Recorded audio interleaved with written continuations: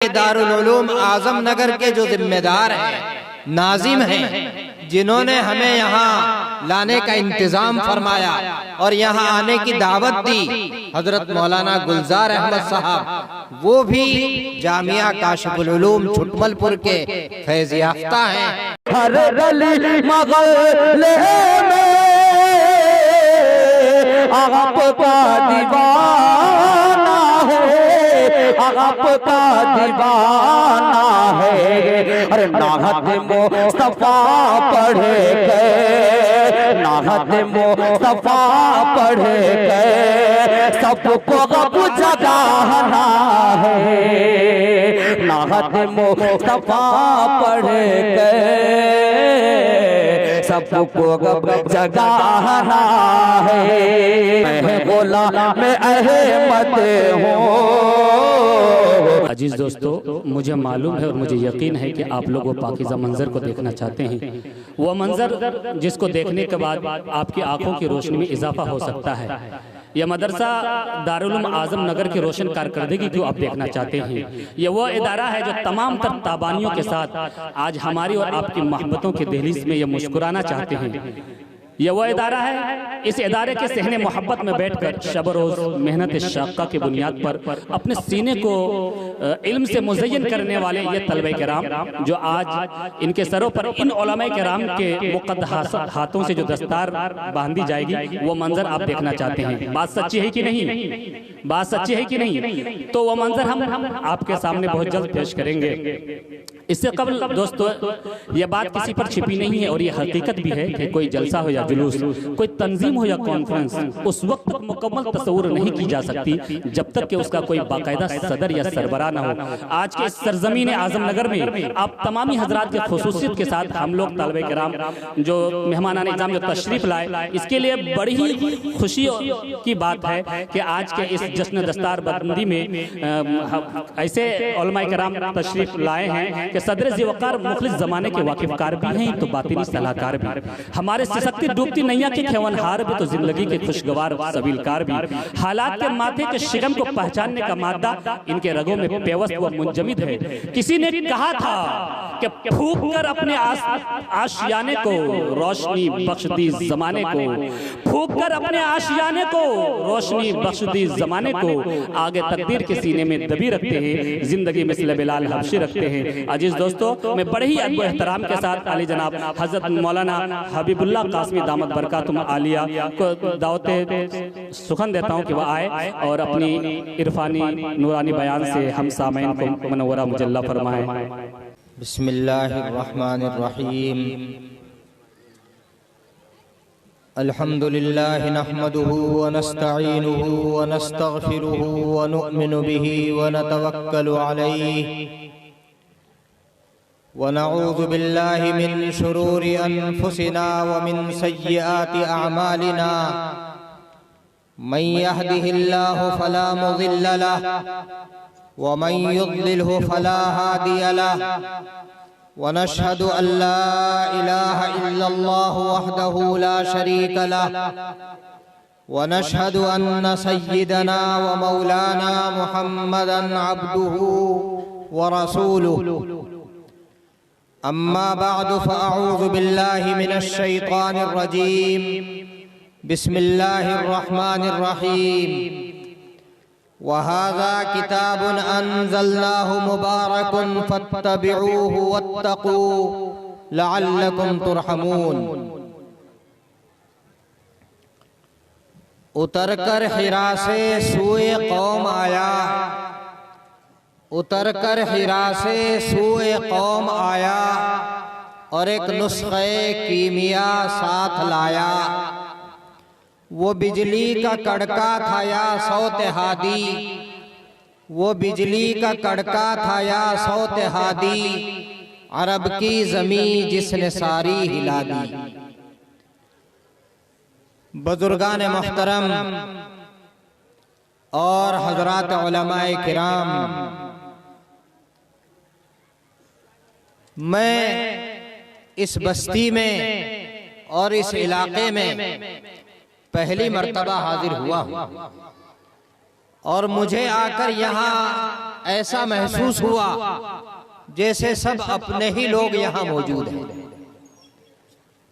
ہماری ملاقات یہاں آ کر یہاں کے مقرر بے مثال حضرت مولانا رضوان اللہ صاحب سے ہوئی، جو یہاں جمعیت علماء کے جنرل سیکریٹری ہیں۔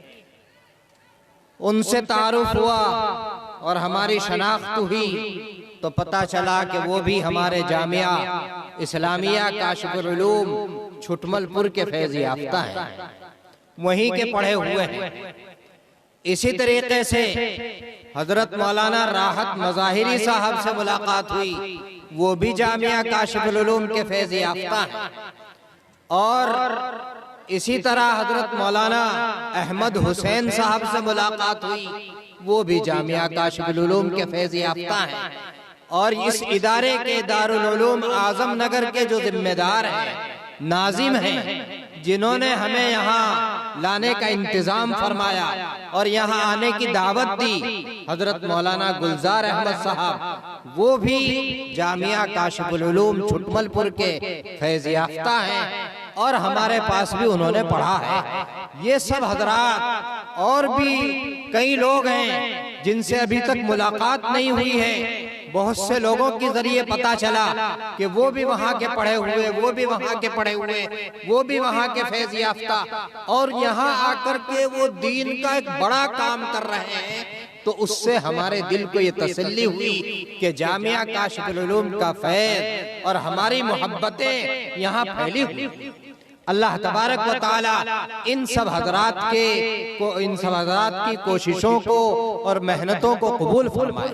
اور اسی طریقے سے حضرت مولانا شاہد صاحب جو یہاں پیر طریقت ہیں، رہبر شریعت ہیں اور سالماری مدرسے میں کے ذمہ دار ہیں، وہ بھی جامعہ کاشف العلوم میں پڑھے ہوئے ہیں، ہمارے ساتھیوں میں ہی تقریباً وہ یہاں تشریف رکھتے ہیں۔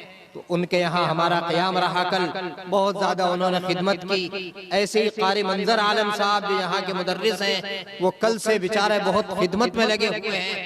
بہرحال آپ سب حضرات کی محبتیں اور آپ کی سب خدمتیں ہمیں بہت زیادہ خوشی محسوس ہو رہی ہے، اور سب ہم ان خدمتوں کو سلام کرتے ہیں۔ اللہ تبارک و تعالی اس علاقے کو سرسبز و شاداب رکھے، اور یہاں دین کی محنتیں جو ہو رہی ہیں ان کو بارآور فرمائے، ان کو قبول فرمائے۔ دارالعلوم اعظم نگر کا یہ عظیم الشان اجلاس جو قرآن کریم کے ختم کی مناسبت سے منعقد ہو رہا ہے، بڑا مبارک اجلاس ہے، بڑا عظیم الشان اجلاس ہے۔ اتنے بڑے بڑے علماء کرام کا یہاں آنا، حضرت مولانا ارمان صاحب ندوے سے تشریف لائے، اسی طریقے سے اسعد اعظمی صاحب شاعر اسلام ہیں، کہاں سے تشریف لائے ہیں، اور اسی طریقے سے دوسرے حضرات علماء اور شعراء یہاں تشریف رکھتے ہیں۔ کتنی دور دور سے لوگ یہاں پہنچ گئے ہیں، یہ اس جلسے کی کامیابی کی ضمانت ہے۔ مجھے اس موقع پر چند باتیں عرض کرنی ہے کہ قرآن کریم جس کا یہاں ختم ہوا، اور یہاں کئی حفاظ الحمدللہ قرآن کریم کے حافظ بن گئے، کئی طلبہ حفظ قرآن سے سرفراز ہو گئے ہیں۔ یہ قرآن کریم اللہ تبارک و تعالیٰ کی طرف سے پوری امت کے لیے ایک ہدایت نامہ ہے اور دستور حیات ہے۔ کسی ایک قوم کے لیے قرآن کریم نہیں، کسی ایک برادری کے لیے قرآن کریم نہیں، کسی ایک ملک کے لیے قرآن کریم نہیں، بلکہ پوری انسانیت کے لیے یہ قرآن کریم آیا۔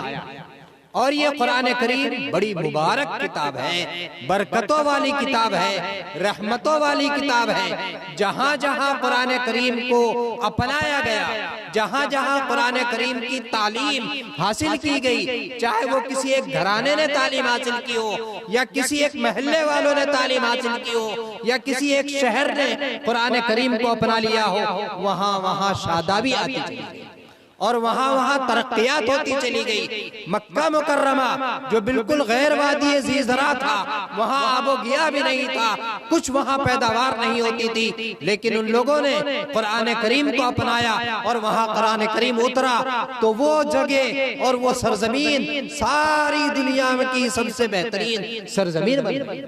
کس کی برکت ہے؟ قرآن کریم کی برکت ہے۔ یہ برکت والا قرآن ہے، آپ اس کو اپنا کر دیکھیے۔ کوئی بھی قوم اس کو اپنا کر دیکھے، جو قرآن کریم کو اپنائے گا، جو قرآن کریم سے وابستگی اختیار کرے گا، وہ آباد ہوتا جائے گا اور ترقی کرتا جائے گا۔ یہ بات میں نہیں کہہ رہا ہوں، خود حدیث شریف میں اس بات کو بیان فرمایا گیا، ان اللہ یرفع بہذا الکتاب اقواما ویضع بہ آخرین، کہ اللہ تبارک و تعالی اسی کتاب اللہ پر، اسی قرآن پر عمل کرنے کی وجہ سے بہت سی قوموں کو اٹھا دیتا ہے، اس کے مرتبے بلند کر دیتا ہے، اور اسی کتاب پر عمل نہ کرنے کی وجہ سے بہت سے لوگوں کو گرا دیتا ہے۔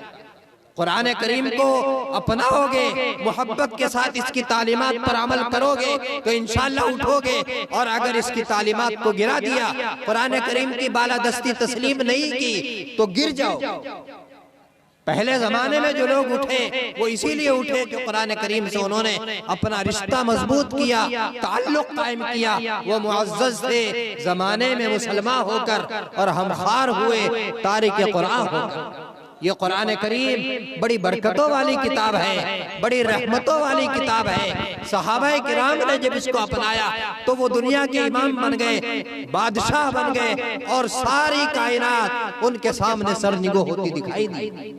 حضرت عمر فاروق رضی اللہ تعالیٰ عنہ میں کس قدر انقلاب پیدا کیا قرآن کریم نے، اور قرآن کریم کی تعلیم سے وہ کیسے متاثر ہوئے ہیں، آپ حضرات کو بخوبی اس واقعے کا علم ہوگا۔ علماء کرام نے کتنی مرتبہ بتایا ہوگا، حضرت عمر فاروق رضی اللہ تعالیٰ عنہ اسلام کے دشمن تھے، رسول اللہ صلی اللہ علیہ وسلم کے دشمن تھے۔ ایک مرتبہ انہوں نے یہ طے کر لیا کہ آج تو مجھے نبی کو ختم کرنا ہے، نعوذ باللہ، محمد کو ختم کرنا ہے، نعوذ باللہ، نہ رہے گا بات، نہ بجے گی بانسری۔ جب محمد ہی نہیں رہیں گے تو بس یہ سارا جو وبال اٹھ رہا ہے ان کی وجہ سے وہ سارا ختم ہو جائے گا۔ ننگی تلوار لے کر کے چل پڑے، اور چلے تو راستے میں حضرت نعیم بن مسعود رضی اللہ تعالیٰ عنہ سے ملاقات ہوئی۔ کہنے لگے، عمر آج تو تیور بدلے ہوئے نظر آ رہے ہیں، آخر کیا بات ہے، کیوں ننگی تلوار لیے ہوئے کہاں کا ارادہ کر رہے ہو؟ کہنے لگے کہ آج تو میں نے محمد کو ختم کرنے کا ارادہ کر لیا ہے، وہ پوری قوم میں اپنے دین کو پھیلا رہے ہیں، کوئی بچہ اپنے باپ سے الگ ہو رہا ہے، کوئی بیوی اپنے شوہر سے الگ ہو رہی ہے، یہ تفرقہ بازی دین پر، اسلام پر عمل کرنے کی وجہ سے ہو رہی ہے، آج ان کو ختم کرنے جا رہا ہوں۔ نعیم بن مسعود نے کہا، وہاں تو بعد میں جائیے، پہلے اپنے گھر چلے جائیے، تمہارے گھر میں اسلام داخل ہو چکا ہے، تمہارے گھر میں قرآن پڑھا جا رہا ہے، تمہارے بہن اور بہنوئی مسلمان ہو چکے ہیں، تم اپنے گھر کی خبر نہیں لے رہے۔ اب حضرت عمر فاروق رضی اللہ تعالیٰ عنہ وہیں سے پلٹتے ہیں اور اپنی بہن کے گھر پہنچتے ہیں۔ بہن کا نام فاطمہ ہے، بہنوئی کا نام سعید ہے۔ چلے جا رہے ہیں اور کنڈا لگا ہوا ہے، دروازہ بند ہے۔ حضرت عمر فاروق رضی اللہ تعالیٰ عنہ جب چلتے تھے تو ان کی دھاک بس جاتی تھی، ان کے پیروں کی آہٹ کو سب لوگ محسوس کرتے تھے تو ڈر جایا کرتے تھے، پریشان ہو جایا کرتے تھے کہ آج معلوم نہیں کیا ہمارے ساتھ عمر فاروق فیصلہ کرے گا۔ وہاں گئے، کنڈی بجائی تو جو خباب بن ارت رضی اللہ تعالیٰ عنہ وہاں قرآن پڑھا رہے تھے تو ان کو چھپا دیا گیا کہ ان کو نقصان نہ پہنچایا جائے، اور بہن نے کنڈی کھولی، دروازہ کھولا، عمر فاروق رضی اللہ تعالیٰ عنہ اندر آئے، ابھی تک مسلمان نہیں، قرآن کریم سے انتہائی چڑ ہے، حضور صلی اللہ علیہ وسلم سے دشمنی ہے، اسلام سے دشمنی ہے۔ بہن کو پوچھا، تم کیا پڑھ رہی تھی؟ انہوں نے کہا، ہم قرآن کریم پڑھ رہے تھے، ہم تو مسلمان ہو گئے۔ تو عمر فاروق نے بہت زیادہ ان کو مارنا پیٹنا شروع کیا، بہت زیادہ مارا پیٹا۔ سعید ابن زید جو ان کے بہنوئی تھے وہ آئے، ان کو چھڑانا چاہا، ان کو بھی مارنا پیٹنا شروع کر دیا، لیکن بہن نے، عورتوں کے اندر ہوشیاری ہوتی ہے، عورتوں کے اندر خودداری ہوتی ہے، عورتوں کے اندر کمال ہوتا ہے، وہ جب جس بات پر اڑ جاتی ہیں تو پھر ان کو کوئی گرا نہیں سکتا۔ ان کو کوئی اپنے مشن سے ہٹا نہیں سکتا۔ بہن کہنے لگی کہ عمر آپ ہم کو کسی اپنے مشن سے ہٹا نہیں سکتے، ہم قرآن کریم پڑھ رہے تھے، ہم اسلام لے آئے ہیں، لہذا آپ ہمیں چاہے کچھ بھی سزا دیں، ہم اسلام سے پھرنے والے نہیں ہیں۔ بہن بولی عمر ہم کو اگر تو مار بھی ڈالے، بہن بولی عمر ہم کو اگر تو مار بھی ڈالے، شکنجوں میں کسے یا بوٹیاں کتوں سے نچوا لے، مگر ہم اپنے دین حق سے پھر نہیں سکتے۔ بلندی معرفت کی مل گئی ہے، گر نہیں سکتے۔ دہن سے نام حق، آنکھوں سے آنسو، منہ سے خون جاری۔ دہن سے نام حق، آنکھوں سے آنسو، منہ سے خون جاری۔ عمر کے دل پر اس نقشے سے عبرت ہو گئی تاریخ۔ اب عمر فاروق رضی اللہ تعالیٰ عنہ کے دل کی دنیا بدلتی جا رہی ہے۔ وہ پوچھتے ہیں کہ بہن آخر بتاؤ تو صحیح، تم جو اتنے متوالے ہو گئے ہو، وہ کیا چیز ہے جس کے اوپر تم اتنے عاشق ہو چکے ہو؟ وہ ہمیں تو دکھلاؤ، کیا چیز ہے؟ بہن نے فرمایا وہ قرآن کریم ہے، وہ قرآن کریم ہے جس کو پاکیزہ حالت میں ہی پڑھا جا سکتا ہے، پاکیزہ حالت میں ہی سنا جا سکتا ہے، اس لیے پہلے تم اپنے آپ کو پاک کر لو۔ عمر فاروق رضی اللہ تعالیٰ نے غسل فرمایا، اپنے آپ کو پاک کیا،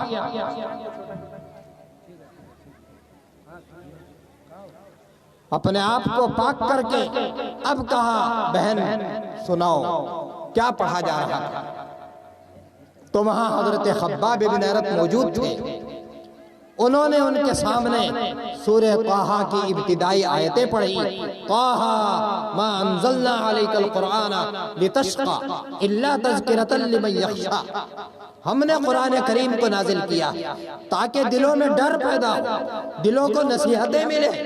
پھر پڑھتے گئے، پڑھتے رہے، انی انا اللہ، جب اس آیت پر پہنچے انی انا اللہ لا الہ الا انا فاعبدنی واقم الصلاۃ لذکری، میں اللہ ہوں، میرے علاوہ کوئی معبود نہیں ہے، لہذا اگر کسی کو عبادت کرنی ہے میری عبادت کرو۔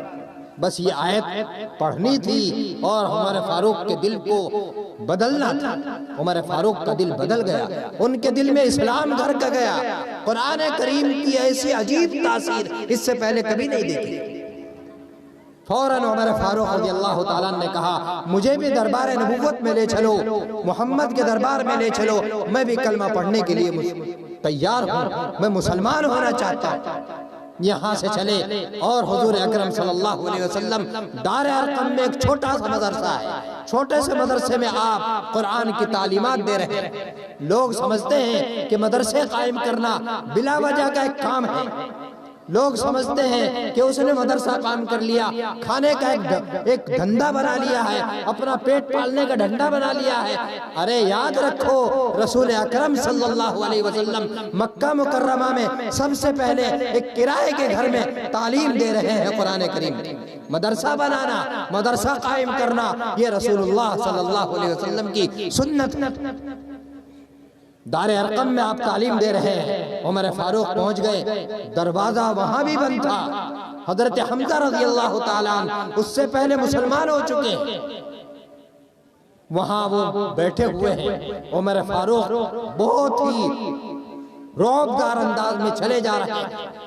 جب وہاں پہنچے تو اندر کے ہی دروازے سے ہی سوراخوں سے دیکھا کہ عمر آئے ہیں، تو سب میں دہشت طاری ہو گئی۔ یہ لوگ جو بیٹھے ہوئے تھے چند گنے چنے لوگ تھے، قرآن کریم کی تعلیم حاصل کر رہے تھے، حضور اکرم صلی اللہ علیہ وسلم بھی وہاں موجود تھے۔ سب کہنے لگے حضرت عمر آیا ہے، حضرت عمر آیا ہے، حضرت عمر آیا ہے۔ حضور اکرم صلی اللہ علیہ وسلم چونکہ جری تھے،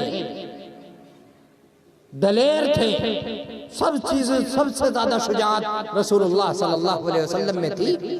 آپ نے فرمایا آنے دو، اگر صحیح ارادے سے آیا ہے تو ٹھیک ہے، اس کا استقبال ہے، اور اگر غلط ارادے سے آیا ہے تو اسی کی تلوار سے اس کا سر قلم کر دیا جائے۔ اب محمد صلی اللہ علیہ وسلم کے دربار میں عمر فاروق آ رہے ہیں، نگاہیں نیچی ہیں، سر جھکا ہوا ہے، اور حضور اکرم صلی اللہ علیہ وسلم کے پاس آ کر کے کھڑے ہو جاتے ہیں۔ آپ معلوم کرتے ہیں عمر کیوں آئے ہو؟ کہ حضرت آپ کا غلام بننے کے لیے آیا ہوں، آپ کا غلام بننے کے لیے آیا ہوں، اسلام قبول کرنے کے لیے آیا ہوں۔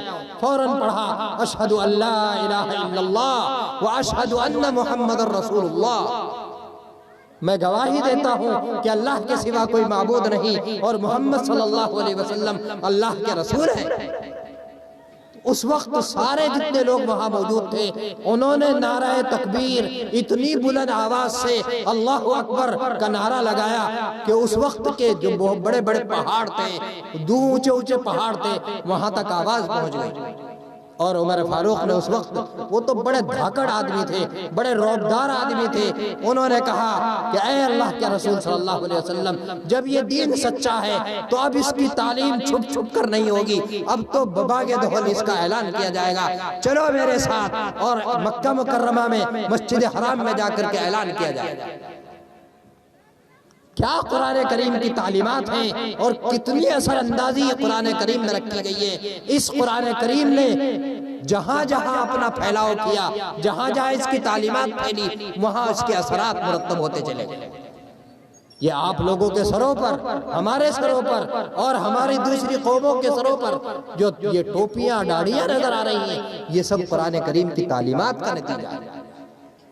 قرآن کریم نے عورتوں میں انقلاب پیدا کیا، قرآن کریم نے مردوں میں انقلاب پیدا کیا، قرآن کریم نے بوڑھوں میں انقلاب پیدا کیا۔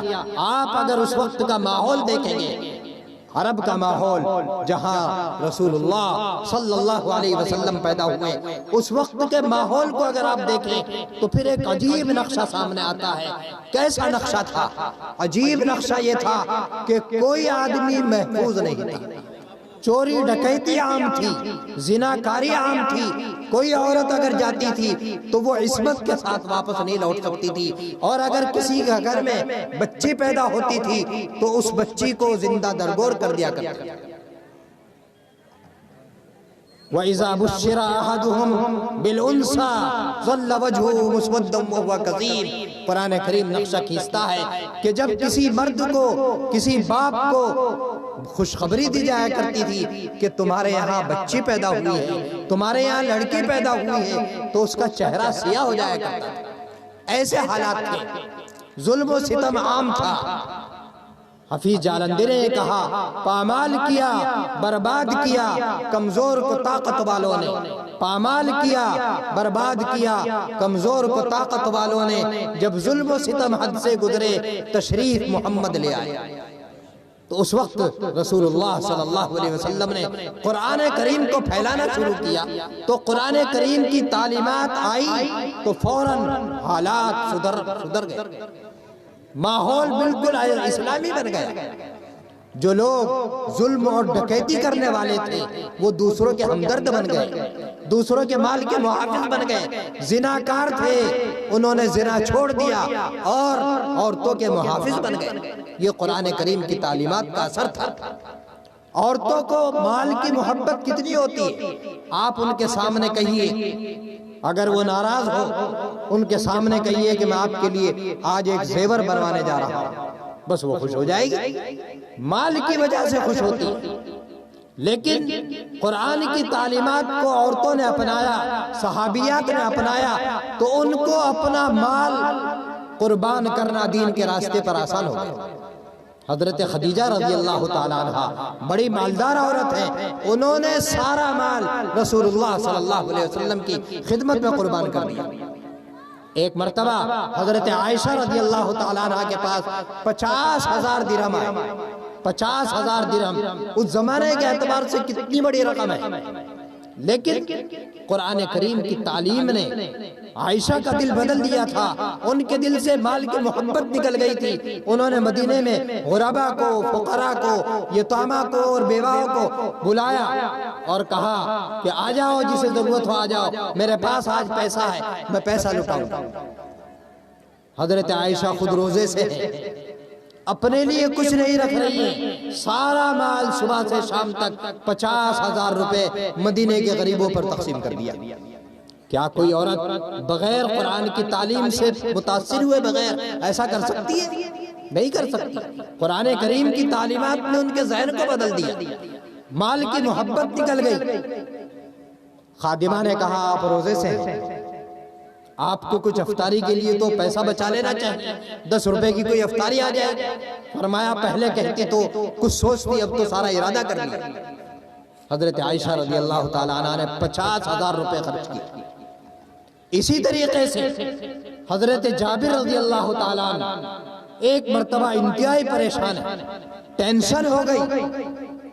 بیوی کہتی ہے آپ کے گھر میں 6 لاکھ روپے رکھے ہوئے، مال کی زیادتی کی وجہ سے آپ کا ذہن پریشان ہے، میں تمہیں مشورہ دیتی ہوں کہ آپ یہ 6 لاکھ روپے خرچ کر دیجیے، آپ کو سکون مل جائے گا۔ بیوی کہہ رہی ہے جو مال کو بٹور کر رکھتی ہے، جمع کر کے رکھتی ہے، وہ کہہ رہی ہے آپ یہ 6 لاکھ روپے خرچ کر کے آئیے۔ حضرت جابر چلے جاتے ہیں اور 6 لاکھ روپے خرچ کر کے گھر آتے ہیں، کہتے ہیں کہ ہاں تم نے صحیح علاج بتایا، مجھے اب جتنا سکون ملا اس سے پہلے کبھی اتنا سکون نہیں ملا۔ وہ لوگ ایسے تھے کہ ان کو اللہ کے راستے میں مال خرچ کر کے سکون ملتا تھا، اور ہمیں تکلیف ہوتی ہے اللہ کے راستے میں مال خرچ کرتے ہوئے۔ میرے بزرگوں، قرآن کریم کی تعلیمات کو اپناؤ، یہ تعلیم انقلاب پیدا کرتی ہے، دلوں کو بدلتی ہے، دلوں سے مال کی محبت کو نکالتی ہے۔ ایک نوجوان آدمی تھے، ان کا ایک باغ تھا، اور ان کے برابر میں ایک بڑے میاں کا باغ تھا، بوڑھے میاں کا باغ تھا۔ اس نوجوان نے سوچا کہ میں اپنے باغ کو ذرا الگ کر لوں، اس کی دیوار الگ کر لوں، وہ ان کا باغ الگ ہو جائے گا، میرا الگ ہو جائے گا۔ باؤنڈری کرنے کا ارادہ کیا، باؤنڈری شروع کر دی۔ کبھی کبھی ایسا ہوتا ہے، کھیت کیار ایسے ہوتے ہیں کہ ان میں کہیں رخ بدل جاتا ہے، کہیں ٹیڑھا پن آ جاتا ہے۔ تو ان کی دیوار ہو رہی تھی تو راستے میں ایک کھجور کا پیڑ آ گیا، اور وہ کھجور کا پیڑ بڑے میاں کا تھا۔ انہوں نے کہا کہ آپ یہ کھجور کا پیڑ مجھے دے دیجئے، میری دیوار سیدھی ہو جائے گی، میں اس کھجور کے پیڑ کو کٹوا دوں گا۔ بڑے میاں کے دل میں، جتنے بوڑھے لوگ ہوتے ہیں ان کے دلوں میں محبت مال کی زیادہ ہوتی ہے، لیکن اگر قرآن کریم کی تعلیم سے صحیح واقفیت ہے تو مال کی محبت نکل بھی جاتی ہے۔ وہ تو ابو بکر صدیق رضی اللہ تعالیٰ نے بوڑھے، مگر سارا مال، گھر کا سارا مال بالکل صاف کر کے اللہ کے دربار میں لا کر رسول اللہ کے دربار میں پیش کر دیتے۔ وہ بھی ابو بکر ہیں، وہ بھی بوڑھے آدمی ہیں، لیکن ان بوڑھے آدمیوں کے دل میں ابھی تک اسلام کی محبت نہیں آئی تھی، قرآن کی تعلیمات سے روشناس نہیں ہوئے تھے۔ انہوں نے منع کر دیا، میں نہیں دیتا۔ یہ جوان آدمی رسول اللہ صلی اللہ علیہ وسلم کے پاس یہ شکایت لے کر گئے اور جا کر کہا حضرت میں اپنے باغ کی باؤنڈری کر رہا ہوں، دیوار ہو رہی ہے، لیکن درمیان میں پیڑ آ گیا، کھجور کا پیڑ آ گیا، اور وہ بڑے میاں کا ہے، وہ اگر آپ اس سے مجھے دلوا دیں تو میری دیوار سیدھی ہو جائے گی۔ آپ صلی اللہ علیہ وسلم تو چونکہ خیر خواہ تھے، انہوں نے کہا ہاں بات تو اچھی ہے، کیونکہ ٹیڑھی دیوار کمزور ہوتی ہے، سیدھی دیوار طاقتور ہوتی ہے۔ اس لیے آپ صلی اللہ علیہ وسلم نے فرمایا کہ اس کو بلاؤ۔ بڑے میاں کو بلایا گیا، آپ صلی اللہ علیہ وسلم نے اس سے کہا کہ بھائی ان کا کہنا تو صحیح ہے، آپ وہ پیڑ ان کو دے دو، ان کا کام بن جائے گا۔ بڑے میاں نے کہا آپ کا حکم ہے یا مشورہ ہے؟ آپ صلی اللہ علیہ وسلم نے فرمایا میں حکم تو نہیں دے سکتا مگر مشورہ ہے۔ بڑے میاں نے کہا کہ پھر جب مشورہ ہے، مشورہ ماننا کوئی ضروری نہیں، حکم ماننا تو ضروری ہے، لہذا جب آپ حکم نہیں دے رہے ہیں تو بس میں تو اپنے پیڑ کا مالک ہوں، میں نہیں دیتا۔ آپ صلی اللہ علیہ وسلم نے سمجھایا، 2 مرتبہ سمجھایا، 3 مرتبہ سمجھایا، اور پھر اس کے بعد یہ فرمایا کہ اگر تو یہ پیڑ اس کو دے دے گا تو جنت میں تجھے پیڑ ملے گا کھجور کا، جنت میں تجھے کھجور کا پیڑ ملے گا۔ اب اس بشارت پر تو مسلمان تیار ہو جاتا ہے، لیکن اس کے اندر کچھ نفاق تھا۔ وہ کہنے لگا کہ اگر جنت میں ایک پیڑ مجھے نہیں ملا تو کیا فرق پڑ جائے گا، میں نہیں دیتا۔